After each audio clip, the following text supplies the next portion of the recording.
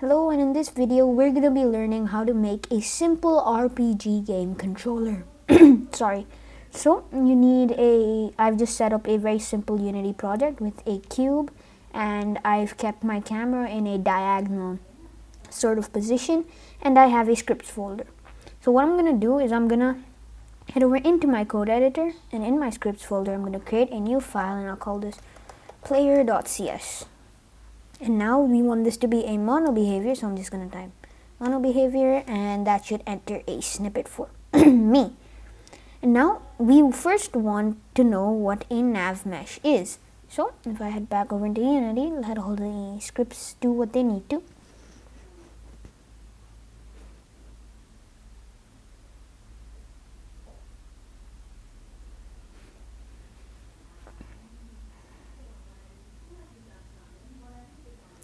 Now essentially what a nav mesh is. So first let's give you an example. So you're gonna head over to Window, AI, Navigation, and you're gonna click Bake, and you're gonna hit Bake. And now you see there's this little blue square on top of this cube. And essentially what that means is anything with a component called a nav mesh agent, which is the thing that we're gonna be using to make our player move, will be allowed to move only on this blue area.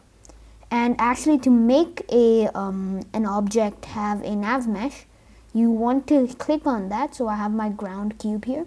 It's essentially just a little long cube, and you want to make sure that it's static. And what static means is that this object will never move, so the nav mesh can calculate its path correctly. Because if I were to move this object here, you can see the nav mesh is still is floating, right? So if this was to happen in game, if the ground were to move, this nav mesh would not have moved with it.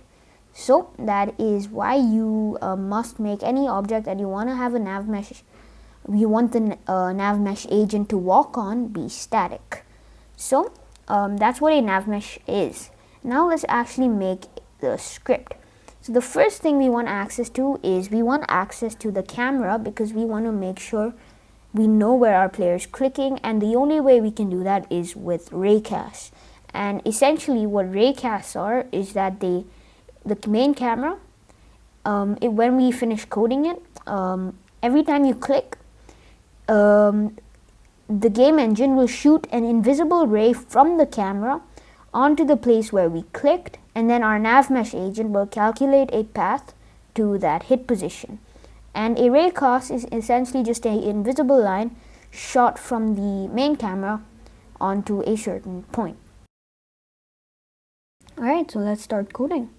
So now to actually start making this work, we actually need a reference to two things. We need a private reference to a nav mesh agent called agent. And you have to add this line on the top using unityengine.ai, and we also want a private camera main camera. And in the start method, we can just say main camera is equal to camera.main, and the agent is set equal to get component nav mesh agent. And now we're going to create a function called private void move, and this move requires a position to move to. So I'm going to create a vector3 and call this position. And then here what we're going to say is we're going to say if not nav mesh dot sample position, and this is essentially going to check if we are not clicking on a valid position. That's what this line is supposed to do. And now it requires a source position, which we will just pass in as our position variable. Then an out nav mesh hit. So we're going to say out nav mesh hit, and we'll call this hit. And then we need a max distance. I'll just give this to be 1f because it's a float, and an area mask, which is just going to be nav mesh dot all areas. And if it's not a valid position, then we're just going to return out of this function. Otherwise, we're going to say agent.setDestination to be the hit variable dot position. And now we need to check for the input. So in private update, let me just remove that. Yep. In private void update, what we're going to check is we're going to say if not input.get and mouse button down, and I'm just going to use the right key, get mouse button down, use the right key, which is 2. Oh no, sorry, 1. Yeah, no, that's correct. We're going to return. If we're not pressing the left key, then we're just going to return, or sorry, right arrow, or not right arrow, sorry, right mouse button. Otherwise, we're going to create a array, and this is what gets shot out of the camera.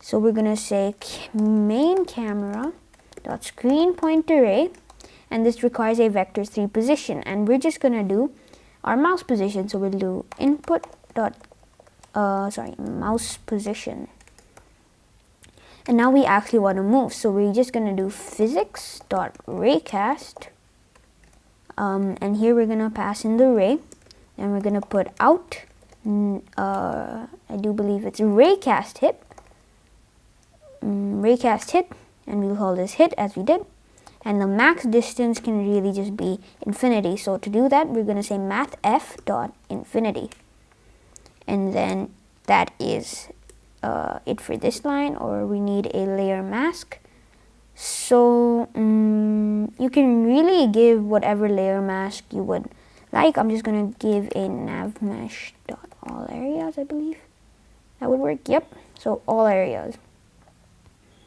Right, and now we're just going to do, what we're just going to do is we're just going to actually move there. So we're going to do, I do believe it was a, yeah, so we're basically just going to call this function. We're just going to say move, and here we're going to pass in our hit dot position point, sorry, not position. And that is really all the code for a very basic movement. Now if I head back over into Unity, I hope you have all of this set up.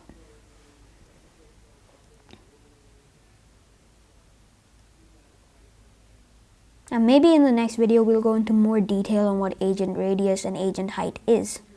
But for now, let's just hit run to play the game.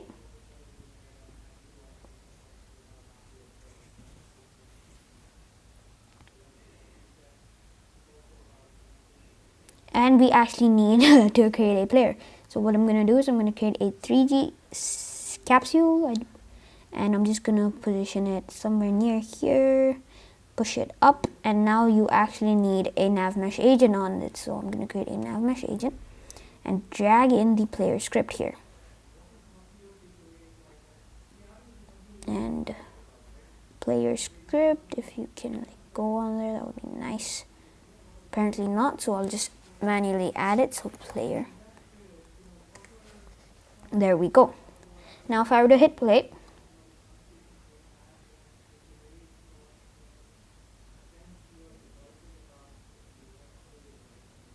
and if I were to click here, is the game running? Should be running.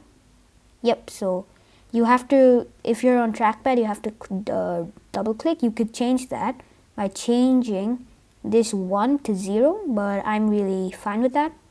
Maybe in the future I'll change it, but for now it's fine. And yep, so now you have a very basic control over a RPG character. Alright, thank you for watching this video. I hope you enjoyed it, and I'll see you in the next video.